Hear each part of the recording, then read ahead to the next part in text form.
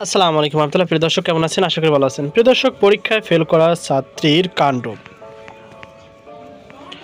প্রিয় দর্শক, হবিগঞ্জের মাধবপুরে এসএসসি পরীক্ষায় ফেল করায় প্রীতি আক্তার, যার বয়স 16 বছর, নামের এক কিশোরী গলায় ফাঁস দিয়ে আত্মহত্যা করেছে।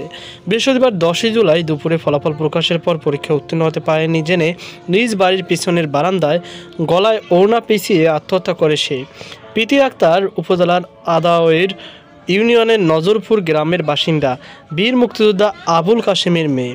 সে এবছর গোবিন্দপুর সরকারি উচ্চ বিদ্যালয় বিজ্ঞান বিভাগ থেকে এসএসসি পরীক্ষায় অংশগ্রহণ করে। পরিবারের সদস্যরা জানান, ফলাফল জানার পর থেকেই প্রীতি চুপচাপ ছিল। হঠাৎ তাকে খুঁজে না পেয়ে বাড়ির বারান্দায় ঝুলন্ত অবস্থায় দেখতে পান স্বজনরা। পরে মাধবপুর থানায় খবর দেওয়া হয়।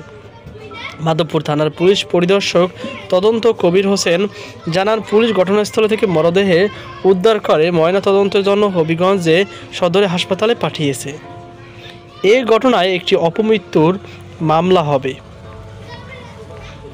তো প্রিয় দর্শক, এই ছিল আমার সর্বশেষ আপডেট। সকল আল্লাহ হাফেজ।